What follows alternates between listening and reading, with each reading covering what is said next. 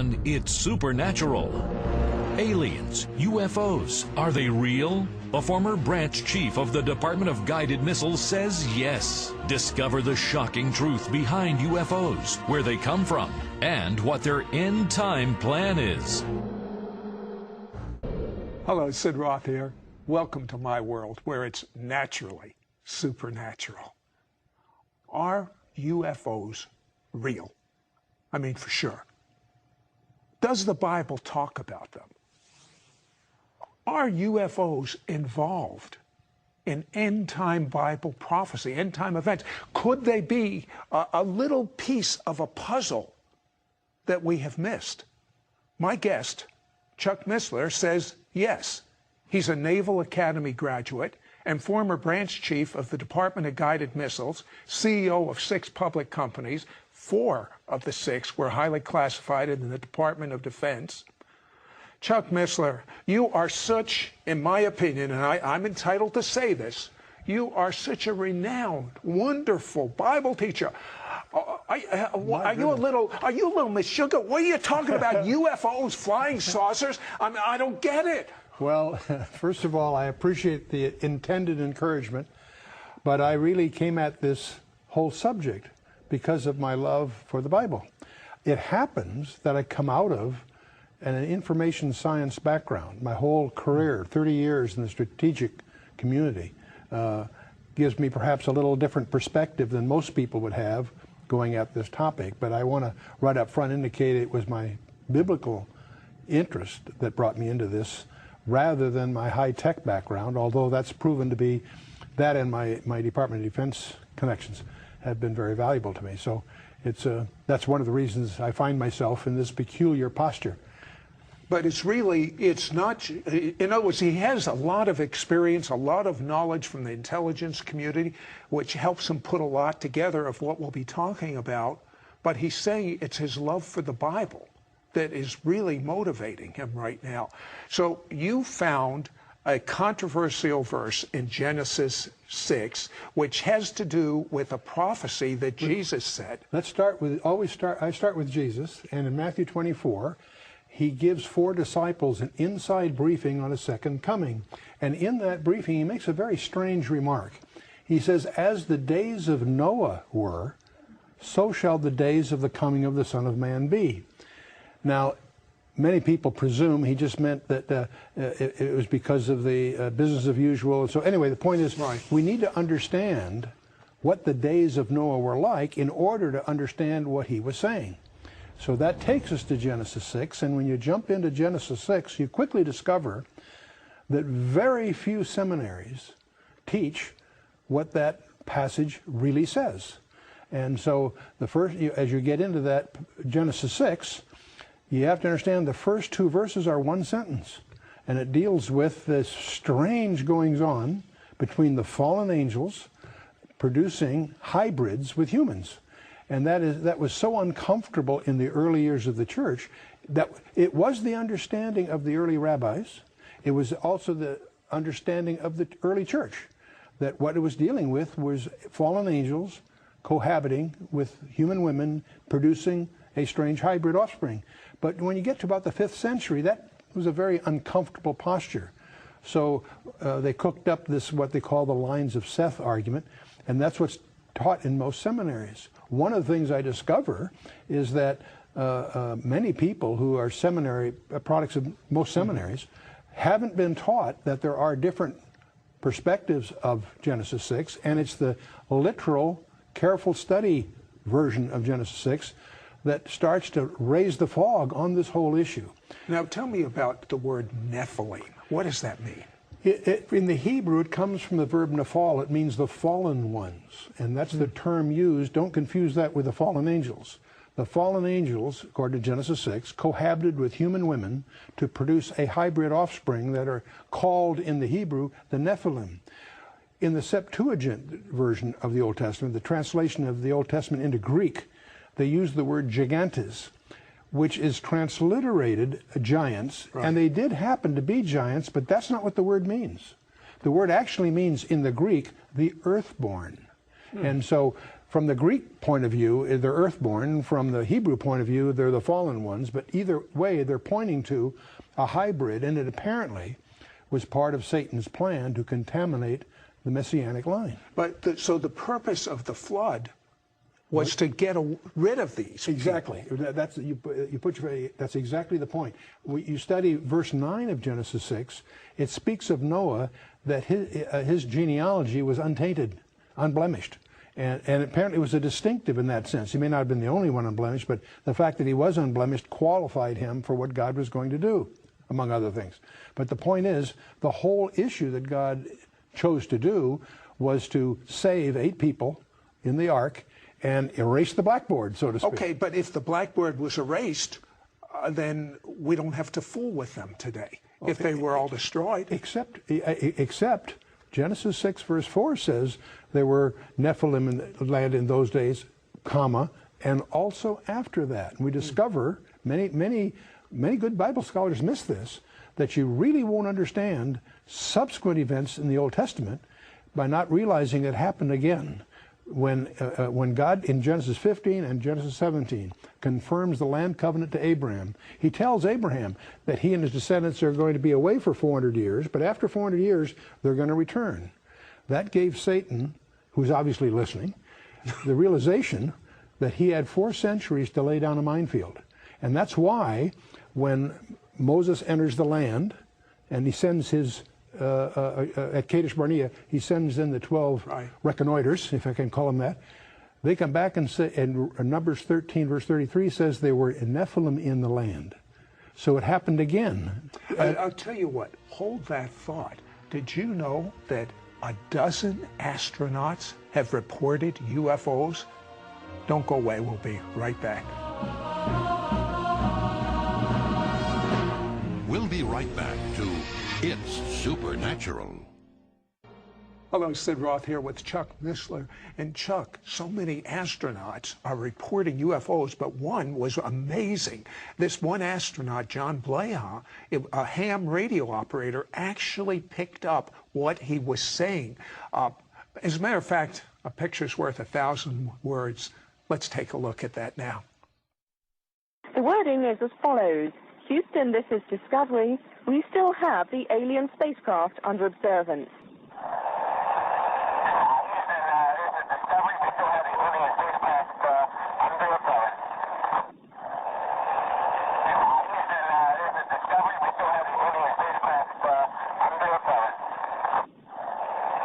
I have a question for you. Why is there so much misinformation? Why are there so many cover-ups? I mean, when astronauts are reporting UFOs, what is the reason, in your opinion, for the misinformation, the cover-up? I would be conjecturing, like most people, one of the great mysteries in this whole area is why the cover-ups by all the governments, but most by the United States. Other countries are starting to release those information, but in the United States, there is a deliberate attempt to hide this area, and that's probably the biggest mystery. Isn't this one? The biggest one is Roswell. Why is the Roswell incident back in 1947 enjoy a higher level of classification than our most sensitive warheads?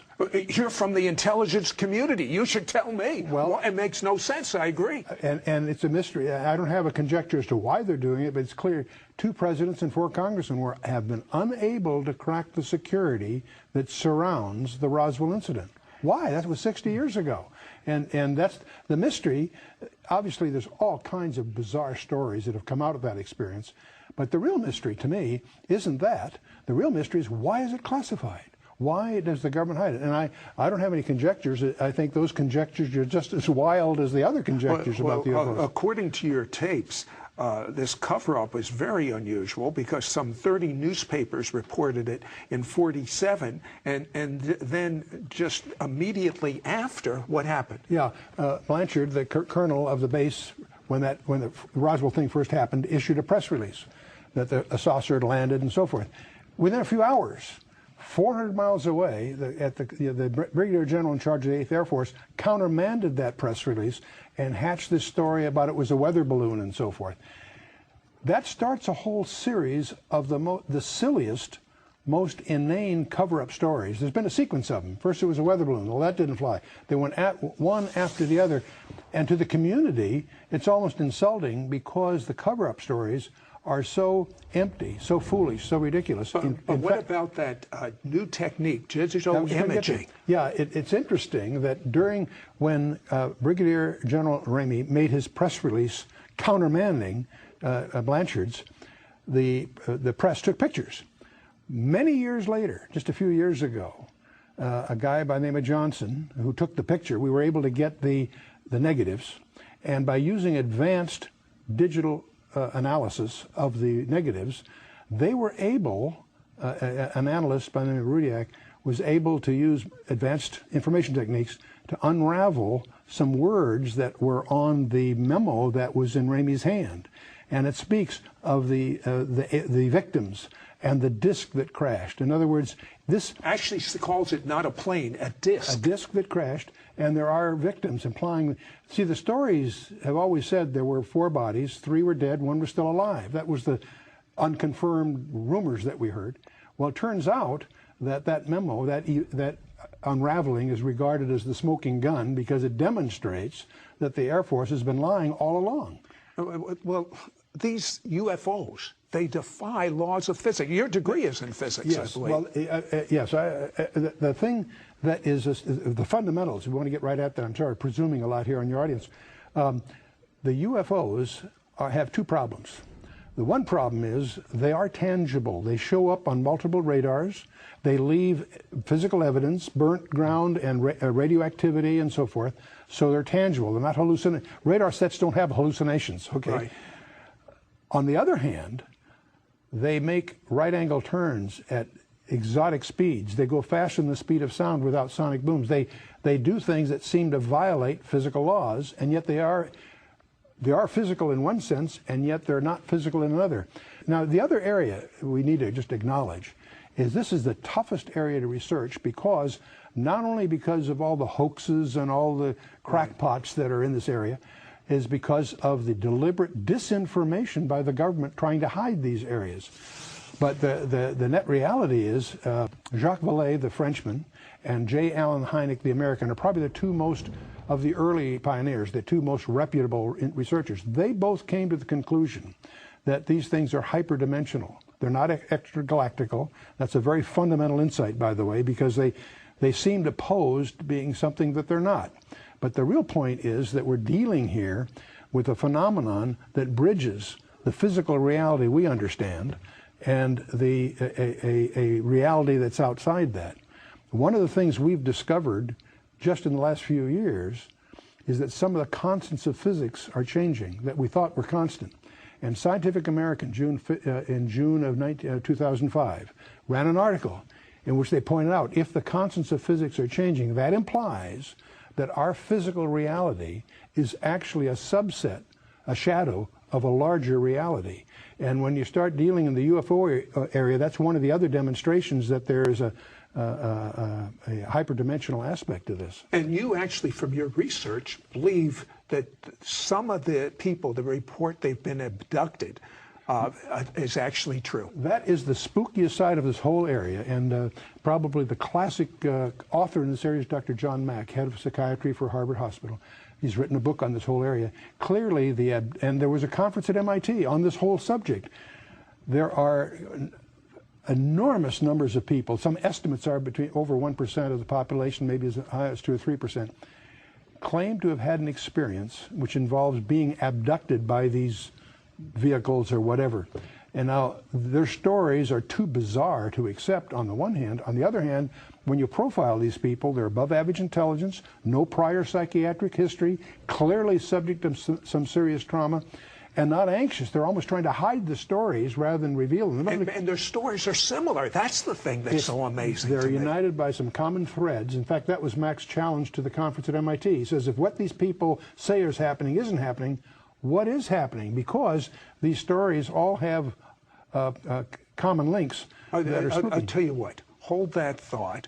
When we come back, we're going to talk about how these UFOs tie in with end times. Don't go away. We'll be right back.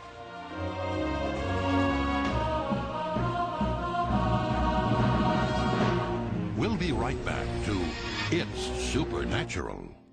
Hello, Sid Roth here with Chuck Missler. And Chuck, the only reason you're involved in this is it's a missing ingredient, a missing piece, something that no one looks at in the end times, these UFOs. Are these people around today, in your opinion, these descendants of the Nephilim?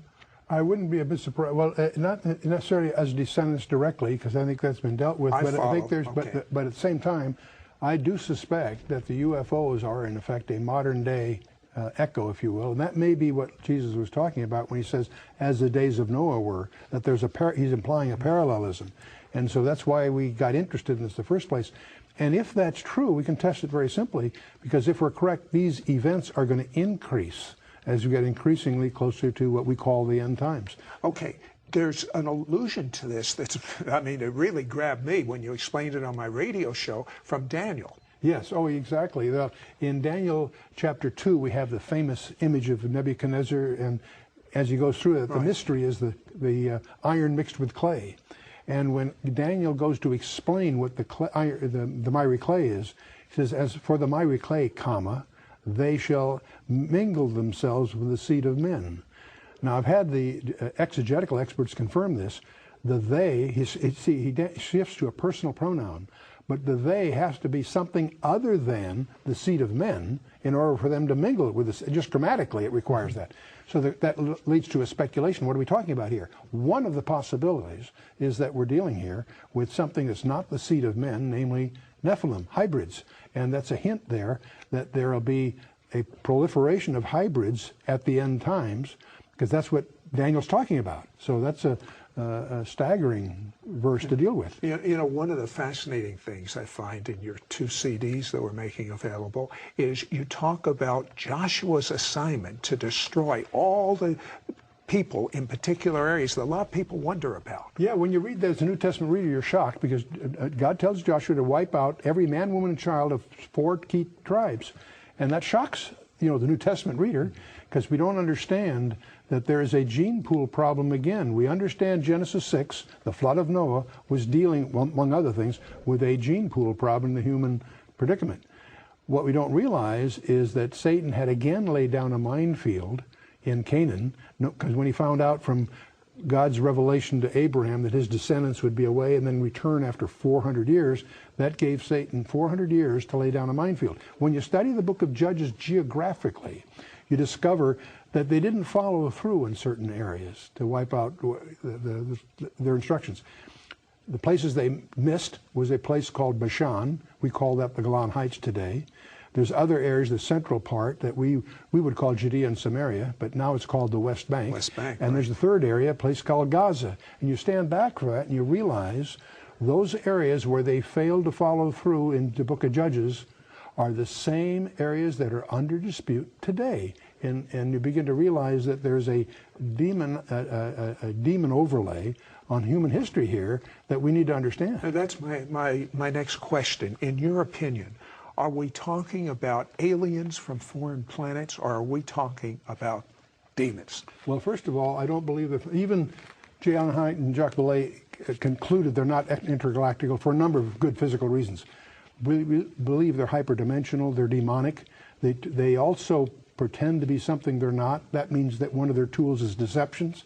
And so that gives us a perspective of where they stand biblically. I believe that they are real today and that they are demonic in their root purpose. And so that creates a danger to anyone that isn't tutored in this area. And that's one reason that we include it in our materials in terms of our own spiritual hygiene. So, well, there were over a dozen astronauts that have reported UFOs, and one astronaut in particular, his name is Dr. Edgar Mitchell. Mm-hmm. He's appealing that the files be open. Let's take a look at that. Okay. And what I am suggesting is it is now time to put away this embargo of truth about the alien presence. And I call upon our government to open up like other governments have, and you will hear about that this morning, like the Belgians have, the French have, The Brazilians have, the Argentines, the Mexicans have all released their files. It's about time now that we do the same thing and become a part of this planetary community. That is so amazing to me, Chuck. Are we going to open up our files or not? And the very fact there's resistance is alarming. You'd think that there's nothing to hide, they would open it up.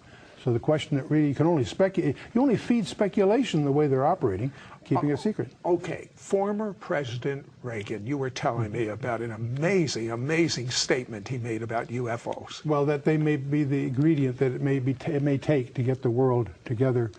But on the presidential side, there have been 2 presidents that have tried to crack the security and couldn't, and 4 congressmen. So we need to put pressure. So what is going to happen when the President of the United States says there are UFOs, we're being invaded, there's going to be a one-world government, and, I mean, there we are, end-time prophecy. It looks like it's very easy to see how this could have a major role in setting the stage if we understand the classical biblical scenario. And that's one reason when you go at this area, your primary study should be to understand what the Bible has said all along is the destiny of man and the history, the forward history of governments. And so as we watch every day, that as we look at our newspaper and see where the world is going, not just in this area, the whole geopolitical horizon is converging. The more you know about your Bible, and the more you know about what's really going on in the geopolitical horizon, the more you see the convergence. We're plunging in to the climax of human history. Based on all of your Bible study, all your research, where's America right now? Well, America is in deep trouble. The America you and I grew up in, I believe, is over. I think that the most common question I get asked as I travel and have question and answer sessions is, where's America in prophecy? And everybody, all the end-time players in eschatology are well identified in the Bible, and they're there. America's conspicuous by not being. The other question I always get asked is, why hasn't God judged America? Billy Graham quipped several decades ago. Well, listen, we have a few seconds left in this show. We don't know when the end's going to, we don't know the day or hour. Make Jesus your Lord. Get to know him intimately. Let God say, I want to be your friend. He's speaking it to you now.